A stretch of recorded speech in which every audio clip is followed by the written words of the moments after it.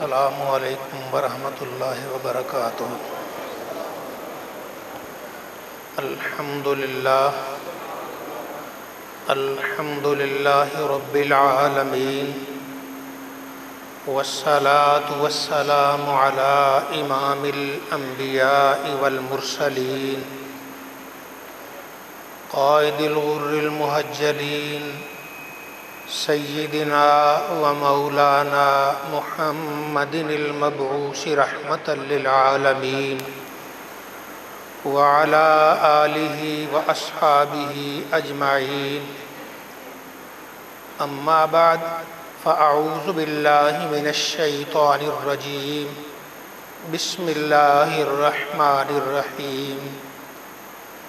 یا ایہا الذین آمنوا ادخلوا فی السلم کافہ ولا تتبعوا خطوات الشیطان انہ لکم عدو مبین۔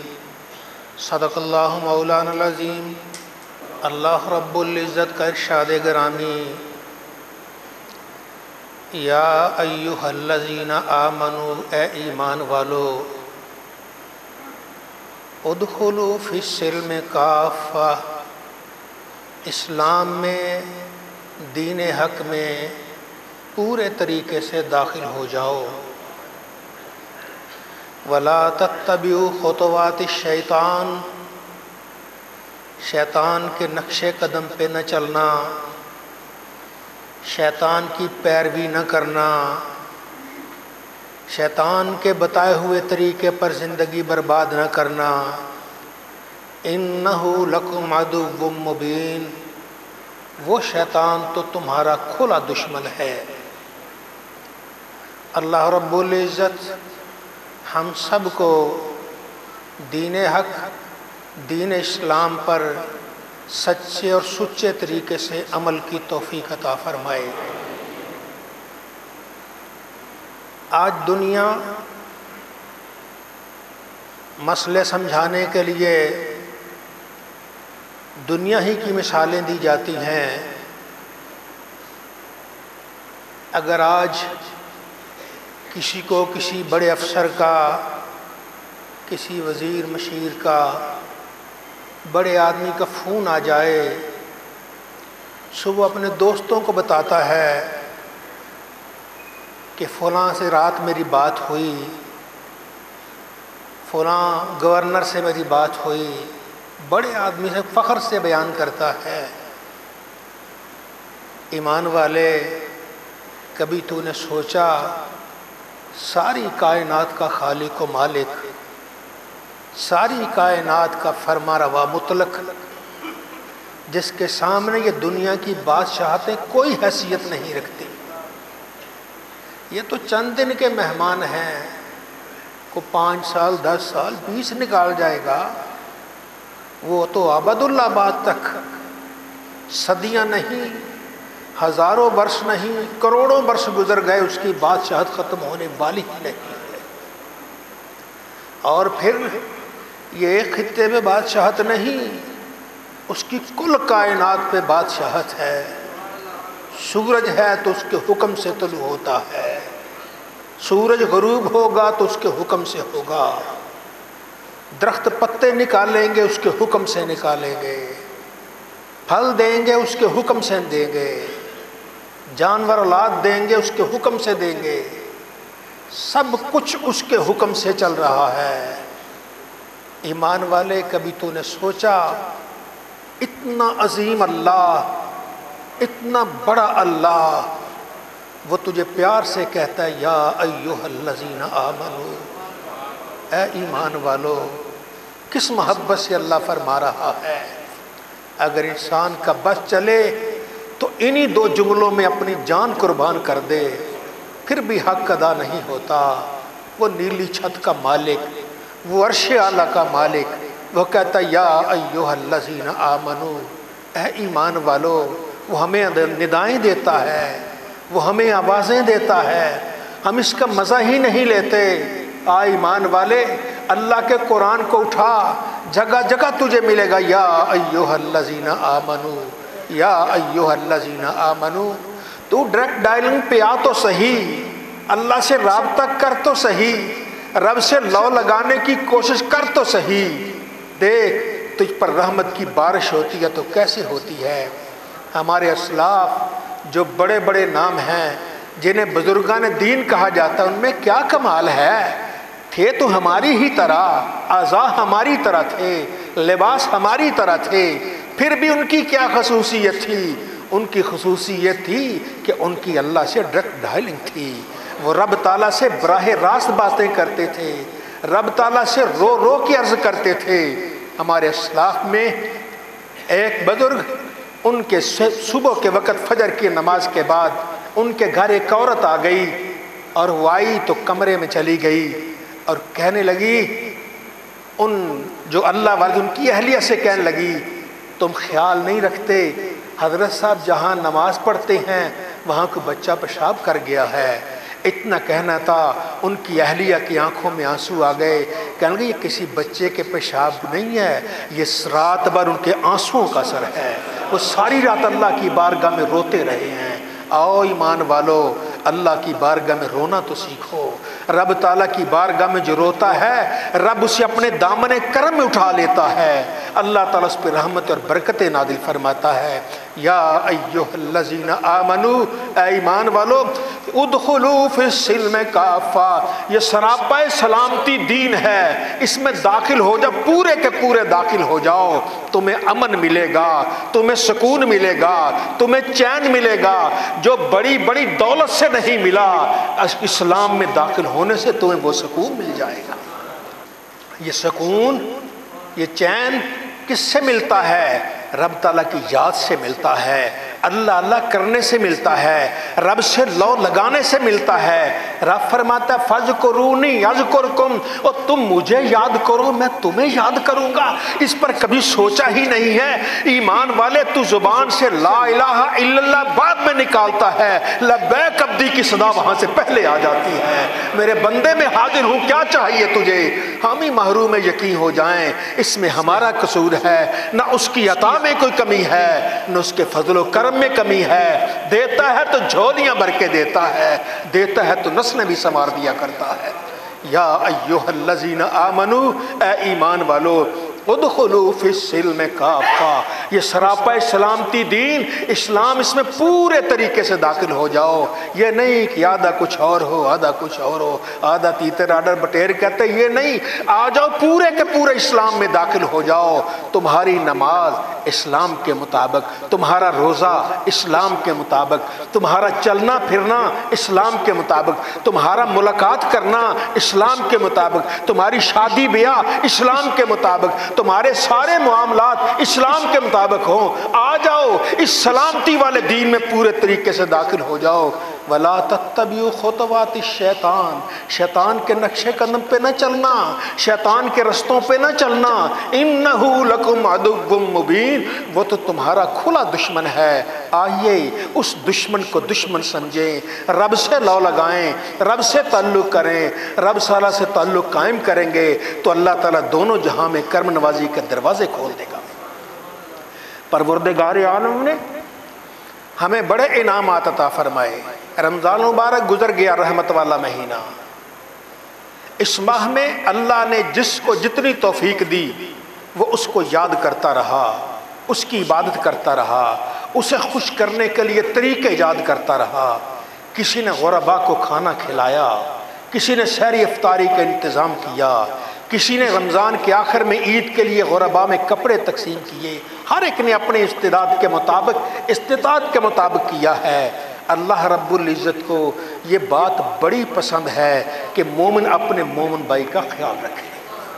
ہم بھول جاتے ہیں لیکن رب تعالیٰ نہیں بھولتا، رب تعالیٰ کرم والا ہے۔ وہ کہتا ہے آؤ ایمان والو ایک دوسرے کا خیال رکھو، انما المؤمنون اخوہ، مومن تو بھائی بھائی ہیں، بھائی بھائی کا خیال رکھتا ہے۔ ہاں مزہ تو تب ہے ضرورت تمہیں ہو کسی چیز کی، کوئی تمہارے پاس آ جائے، تم اپنی ضرورت کا خیال نہ رکھو بلکہ اس کی جھولی کو بھر دو۔ جب ایسا کرتے فرمایا یؤثرون علی انفسہم، وہ اپنی جانوں پر دوسروں کو ترجیح دیتے ہیں.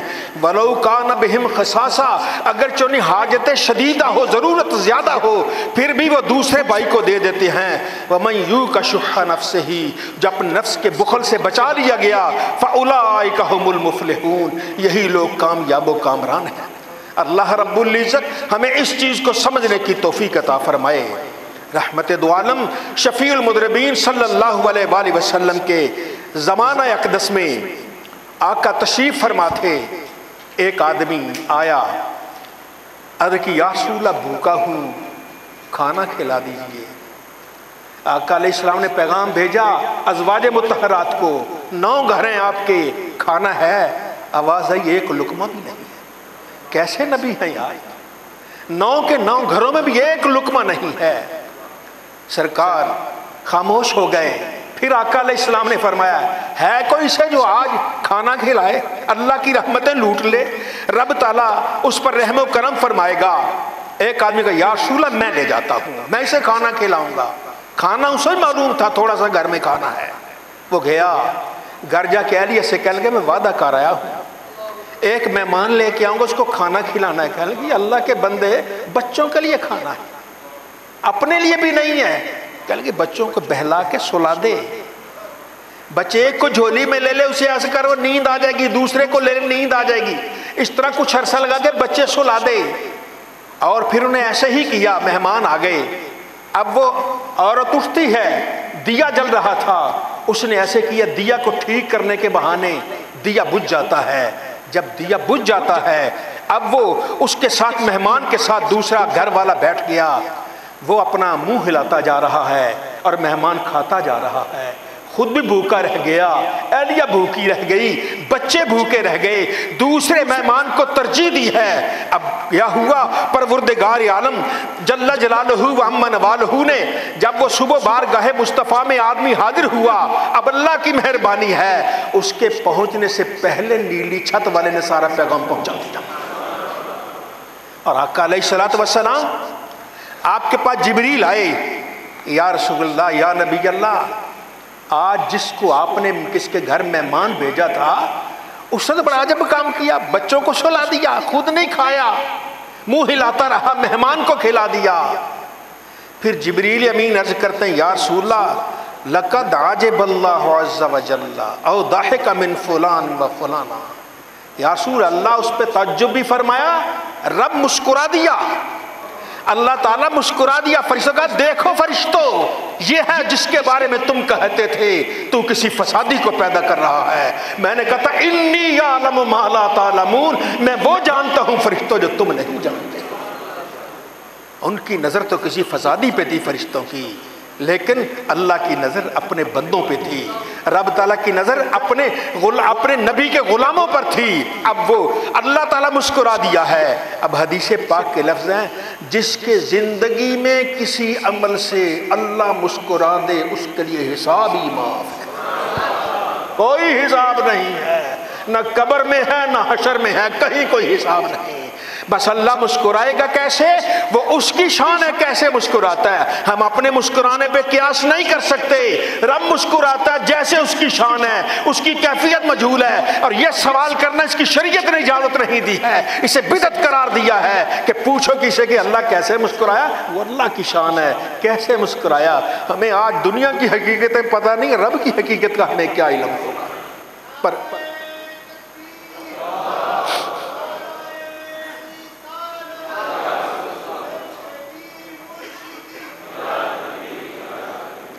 اللہ ان کی دیکھ کر مسکرایا.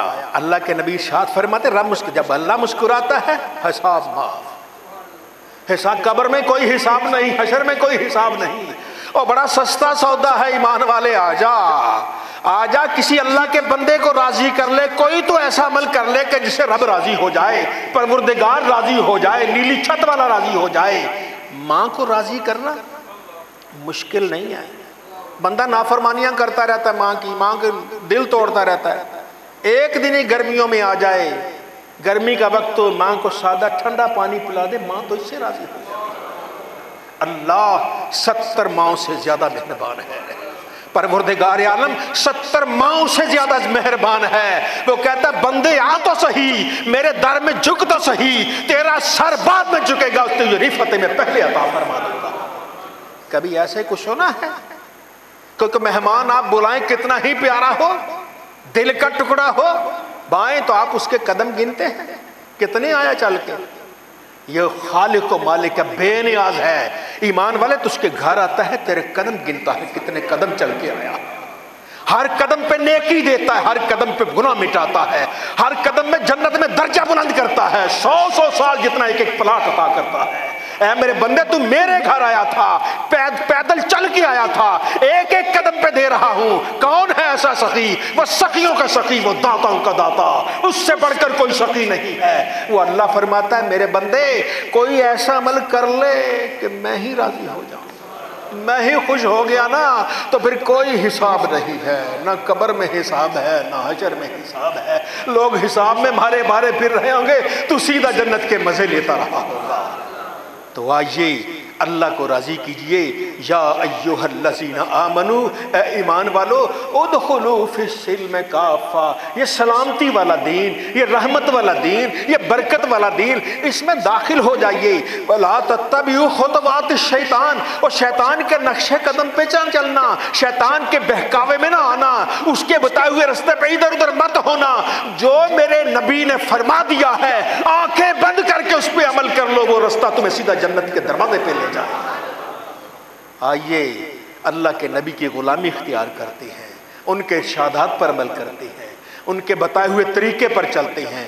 جو آپ کے طریقے پر چلتا ہے سدا صحیح رہتا ہے، اور اللہ کی اس پہ رحمت اور برکتیں نازل رہتی ہیں. ہمارے بڑے بڑے انہوں نے کیا کیا؟ صرف یہی کیا ہے، نبی کریم کی سنتوں پر عمل کیا ہے، آپ کے طریقے پر چلے ہیں، آنکھیں بند کر کے ان گزرگاہوں پہ جاتے رہے ہیں جن گزرگاہوں کے آمنہ کے لال کے پاؤں کے نشانات نظر آیا کرتے تھے.